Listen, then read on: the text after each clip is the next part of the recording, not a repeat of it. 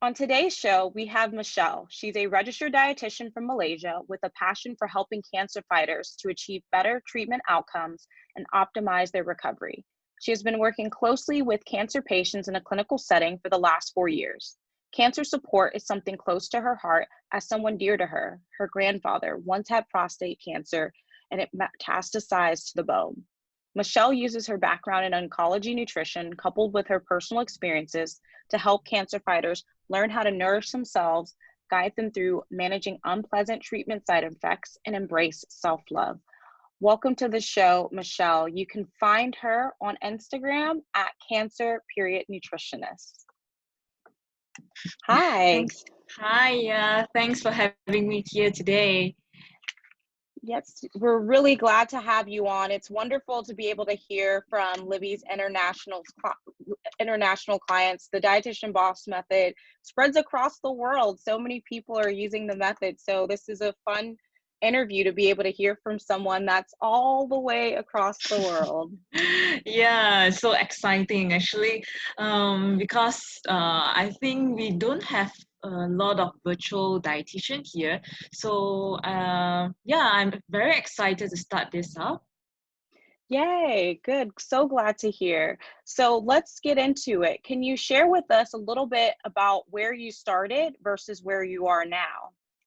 Okay, so I actually graduated 4 years ago, and then I proceed to clinical nutrition. So I've been working in a private hospital for the past 4 years now, and so I feel that I a bit overwhelmed with all the workload and plus with my um, personal commitment and everything. So that's why I'm with the COVID pandemic as well. I'm searching for something more virtual that I can. It's a side hustle for me. So that's why I found Libby, and yeah, then I started out this cancer nutritionist, which is one of my passion throughout these 4 years when I'm serving in the hospital. So so I'm planning, if this works well, actually I'm planning to come out next year, just focusing on my private practice actually. Oh, I know a lot of people are going to love hearing that you have this as a side hustle, but you want to transition to something that's more full-time. A lot of Yeah, people oftentimes want to get into a side hustle, and it's great that you saw that this was a great time to do it with everything happening and pursuing it. yeah. And So would you go ahead? yeah, I think it's a dream for a lot of dietitians, but probably seems like not very achievable. Yeah, at times it feels so far-fetched, but oftentimes just getting started and moving forward one day at a time, you are able to open that door a lot quicker, which is nice. Yeah, yeah, that's right. So now that you have started working through the dietitian boss method and implementing things, can you share with us where you're at in terms of the types of clients you work with, your current niche? Walk us through where you're at.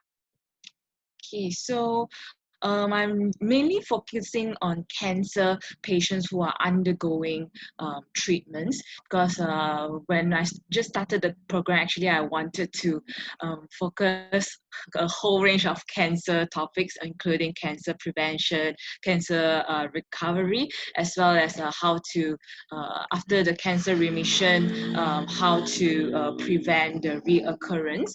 But with Libby's advice, actually, she advised me to focus on one niche, which is so that I can talk more closely and have more personal chats with the cancer patients. Which after that, after doing some thoughts, I actually feel that cancer patients who are undergoing treatment actually have more urgency to find a dietitian for advice. So that's why I decided to just focus on cancer patients who are undergoing treatments. I really love that you mentioned the importance of really finding who you specifically are going to work with. You have the umbrella of working with people with cancer, ranging from the preventative, the remission, the reoccurrence. And then you found through your market research that those seeking your assistance more often are those that are currently in treatment. And I love how you were able to embark on that journey and land on this, because it is helpful to be able to speak to a population that wants to invest in your services. Yeah, that's right. That's very important. And would you say, now that you've implemented this method, that your Instagram and social media looks wildly different? I'd love for you to share with the listeners how your Instagram has evolved. Okay, so actually before I started Libby's program, I actually have a small business account already. So, but because that was inspired by some of my friends, because they know I'm a dietitian, so they are just what they wanted to know more about general nutrition, like general healthy eating. So that's why my Instagram business account mainly focused on general nutrition, how to maintain a good healthy weight. Yeah, so it's very general, and but I feel that it didn't really engage. Other than my own friends, it didn't really engage to the outside world. Then after I found Libby, then talk about all the niche. So I found that I really have passion for cancer. So once I just switched, just I think for the first 2 weeks itself, actually there are a lot of cancer. Some they are cancer survivors, but some they are cancer patients. Currently, they actually they will they actually took the initiative to DM me, and actually they really wanted to understand about how do I work with cancer patients, and yeah, what are the outcomes they can get from my program. So actually that's very rewarding.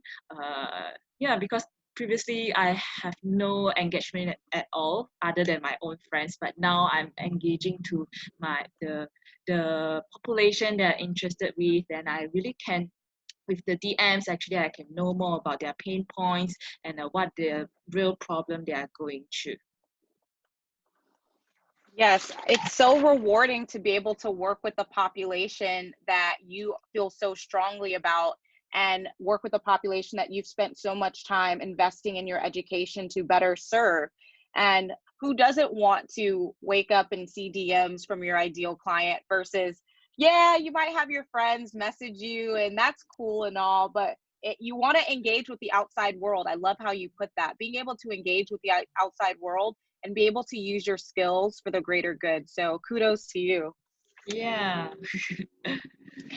And before you started transitioning into this side hustle, you mentioned you've been working in clinical and private practice for 4 years. So do you have any stories related to maybe motivating you to get into the side hustle, pursuing your own practice, or maybe something that really inspired you to really go all in and serve this population in full force? So working in the hospital, actually, I really enjoyed the clinical part, because I actually get to talk to the patients and talk about their problems, and able to solving their problems. Actually, is one of my biggest satisfaction working in the hospital. But however, working in the hospital actually can be overwhelming as well, because other than the clinical part, actually I'm also in charge of the food service. So so juggling between clinical and food service, I have to, my whole day will be very exhausting. And because we have a KPI, means that we have a number of patients to hit in a day. So actually sometimes I really don't have the time for my patients, that I can really sit down and talk to them what are their real problems, because sometimes we are just touching just the surface but not really dig down to the problem. So that's why I feel a bit a bit frustrated with this kind of condition, So I really didn't want to have this kind of life for long term. That's why I've also always been searching a private practice pathway, but I just didn't know how until I met Libby. Yeah, so that's how I really took the action and really started it out. I really appreciate the fact that you noted that as much as you love solving problems and working in clinical allows you to see many people who have problems, but due to the volume of work and the KPIs that you often need to meet, you can't really do that. And it's exhausting and you don't even have enough time to do it. And by pursuing your private practice, you're able to spend time with clients in the way that you prefer and you enjoy, and be able to really sit down and solve their problems, because ultimately you can't really help a client unless you can really get all that information and be able to provide them a good solution. So thank you for not only touching base on that, but also reminding people, you know, you don't need to be exhausted, you don't need to waste a lot of time, you can pursue private practice and get your Yeah, time back and find your passion again. yeah, that's right. And did you always have a dream about starting your private practice? You hinted at it that you were starting to look for that, but can you share with us what led you to really take action? I think it's the frustration in me has really motivated me to look for more independence and have time for my patients. Yeah, so I actually had always had the dream of starting my own private practice. So during the uni time, because I actually studied in Australia, so that time actually there are a lot of seniors, or they actually started their own private practice.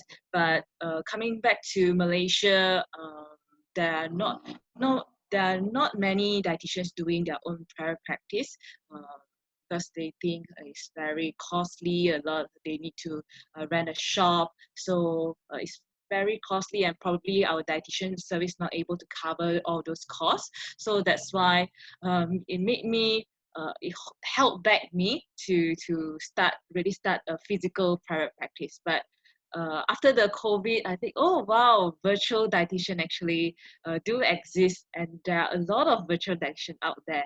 So yeah, so that made me very excited to start this out. You bring up such a great point, Michelle. A lot of people think private practice is brick and mortar and they think it's expensive. When people think entrepreneur, they're like, oh, there's a lot of startup costs. I don't know anything about it. When ultimately there's another option, and that's virtual, which doesn't have nearly the same amount of startup costs. Investing in mentorship to help you going to save money is like obviously really helpful, because then you don't have to make those mistakes. But the best thing about it is what you mentioned, you get your independence and you minimize frustration. So those of you out there who are like Michelle, who even since uni have dreamed about private practice, consider going for it. And now that you have gotten to this point where you're creating content, you're getting your ideal client messaging you on Instagram, it sounds like you've really gotten good about building know, like, trust factor. That's something Libby talks about a lot in the Dietitian Boss Method. So can you share with the listeners one or two tips for how you effectively are able to build that on social media? Okay, so usually I think Libby's advice about showing your face is very important, and showing about our the vulnerability side, and also sharing about how our personal life, and how do I go out for exercise, and how do I eat, actually really build a trust factor and also a personal relationship with all my followers. And also with the help of my teammates in the Lemon group, they also suggested that, oh, you can DM your followers. So I actually took the advice, and also I DM my followers and really asked them what is resonating with you about my contents. Then because it's a DM, so they really shared about what is deep down inside, what are their real struggles. Then I can really progress the conversation and really talk through them and also invite them to my program. But if they are not really keen, then I can just say or stay tuned to my page and continue following me. Yeah, so I really had a lot of great conversations with my followers. Awesome, awesome insights. Can I just say, I appreciate that you call the girls and, or women, I should say, in your lemon group, your teammates. Oh, I love that. They're your teammates and they're giving you good advice. They're teaching you how to get out there. I love that. We got to start Yeah. referring to each other as teammates more often. And I like also that you mentioned that you're implementing the advice that they're saying, not just listening like, okay, yeah, that kind of sounds like a good idea. You heard someone say DM and see how it goes with interactions, and you're learning so much from them. You're learning all about what they're liking, what they're not liking, which makes it so much easier to create content, right? Yeah, that exactly. Yeah, and being vulnerable and showing your face are such key things in terms of being able to grow on Instagram. So I like that you mentioned that. And now that you've been able to create content, engage with your ideal client in the DMs, can you share with us how much money you have made? So you are in Malaysia, so the conversion's a little bit different. So can you share with us what those numbers work out to be? Yeah. So after started for 2 months, I actually recruited three one-to-one patients, which they are engaging me for a 6 weeks program.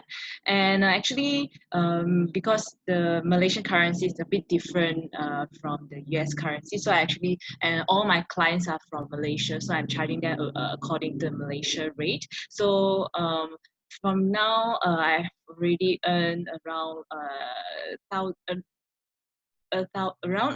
1,000 ringgit from this program just in 2 months. So I think it's a big step for me because actually this is already almost 1/3 of my monthly salary for my hospital job.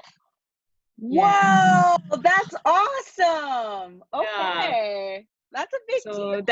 that's a big, really big step for me. So that really encouraged me to, oh, this really works. Then maybe I can really aim for coming out and to be independent early next year. Yes, I feel it. I feel it. I have like the hairs are standing up on my arms. You're already a third. Oh, and you still have plenty of time before the new year starts. So you're already on trend to do it. So I can't wait for you to report back to us when you finally go full time. So Yay! yay. And with the money you have made so far, what have you done with it? Have you been reinvesting in your business, paying off a debt? Do you mind sharing with the audience what you've done with it? Okay. So actually, I'm getting married next February. So actually, because preparing a wedding is really big money. So actually, this really uh, help me a lot on the financial part because with the just the clinical work itself actually is very little, and yeah, so we need to struggle a lot, and my fiance also had to find like side hustle. So with this private practice, my fiance also told me, oh, it's really a good thing that it really helped us, especially on the wedding part. Yeah, so yeah, I'm very exciting that it really lighten our burden with this private practice. Yes, the amazing thing about entrepreneurship is it can afford you access to things that you thought weren't going to be accessible. Like being able to find that extra money to save for your wedding is a big deal. So congratulations on your upcoming nuptials. Oh, Yeah, that's so fun. thank you. That's a great thing to be saving up for. Yeah, I think it's a great timing to start this out as well. Yeah, it's Mm, perfect. You're starting that next phase in your life. You're also being able to transition into something that's more on your terms. That's great. Wonderful yeah. stuff. And can you share with us how you've used social media to grow your business? You talked a little about DMs. Can you share with us about how you're making content, how often you're posting? Just walk us through your experience posting on social media. So actually, I try to post consistently at least 5 times per week, and also I also share some stories almost every day, and show my own life and my face at least 2 times per week. Other than that, I will also share like other dietitians about some of the tips in my story, so that my followers can get some ideas from other dietitians as well. But also I also connect my Instagram to my Facebook page, as well as my personal Facebook account. So actually my clients, there are a lot of referrals, means that my friends will refer their uh, their friends or family to me, because they know they can trust me, then they can just introduce their friends to me. So I think it's a good way to promote my niche as well. Yeah, both Instagram and Facebook, and even personal account as well. Great strategy. There's nothing wrong with covering as much virtual real estate as you can. And I also like that you have a solid, consistent strategy of 5 times per week at a minimum in terms of your posts. And then you're in your stories every day. What I think a lot of people don't think about, and I'm so grateful that you brought this up, is reposting other professionals within your field, which is so, so awesome. I think the idea is you have to constantly have original content all the time, but even reposting can save you so much time when you're feeling short on time to Exactly. create stuff. So good idea. Yeah. And now that you have gotten to this point of getting referrals from friends, finding your leads on social media, you've gotten these people on a call and been able to sell them. Can you share with us how your approach to sales and your mindset around sales has evolved in this process? So actually, I'm very scared to be a salesy person, and actually, in the initial sales call, hasn't been really well to me. To be honest, because I would just listen to their problem. Probably I would say it's a market research call instead of a sales call. But then after taking Livy's advice about urgency, what are the how can I really solve their problem, and why is it so urgent to join my program, actually really helped me to get the mindset there, so that yeah, it's not about being salesy, but it's about how can I really help them to solve their problem. So I think the mindset is really important. Definitely, definitely. I love that last sentence. It's all about not salesy as it is about just making sure you're there to help them know I have a solution to your problem, like coming at it from a place of service. And admittedly, sales calls are really stressful. They are. And you're not the only one who's like that sales call really becomes a market research call because you're there listening. You're like, I don't know what to say. Yeah, but it's the great thing about the method is that there are all of those wonderful sales videos that you get to watch. And then obviously you have your teammates and Lemon if you ever need to practice, which is awesome. It's great to have those resources in the community for those things. Yeah. And for people listening who are like, oh my gosh, I can totally relate to Michelle. I'm at this point in my career where I would love to have more time with patients. I would love to do what I love. I have things that I'm saving up for, like a wedding, and I want to get started in private practice, but I don't know how. So, what are like one or two pieces of advice you would give to someone who wants to get out there? I think about private practice, I think it's very important for you to know that you are out there um, to help people, but not just selling your service, but it's from the heart of um, just helping. So I think the mindset is really important. Once you just click there, then you are off to go. Oh, yeah. Mindset is really major. It really is. I love that you said that, because a lot of people, they have it within their heart to help, like you mentioned, but their mind isn't there. And once those two things connect, anything's possible. Yeah, that's right. So once they've connected their heart and their mind and they've decided, okay, Michelle, I'm going to do this. You've convinced me. I was a tough sell, but Michelle, you convinced me. Now they have to get onto Instagram and they have to show their face, like you mentioned. So do you have any advice for people who are scared to show their face and start showing up to start making the money that they want? I think as a startup, probably you can just take stories about what is happening around you, and yeah, like posting other professionals posts. But after that, you can I would suggest you can set some questions that people would like to ask you. Then you can just talk naturally on from screen. Also, I think sometimes live interview, Insta live would be helpful as well. You can find your teammates or some of related friends they would like to join you for the live interview, because that with the two-way conversation sometimes it works more naturally, and it also is a good way to engage your followers and some people who need your help as well. Great point. Great point. A lot of people starting out do feel so unnatural on camera. And you're right. Pairing with someone is an easy way to not make it so unnatural. So that is a Yeah, really good point. Because I always wonder, like, why is this so awkward? And you're right. It's because you're literally talking to no one. Uh, but yeah.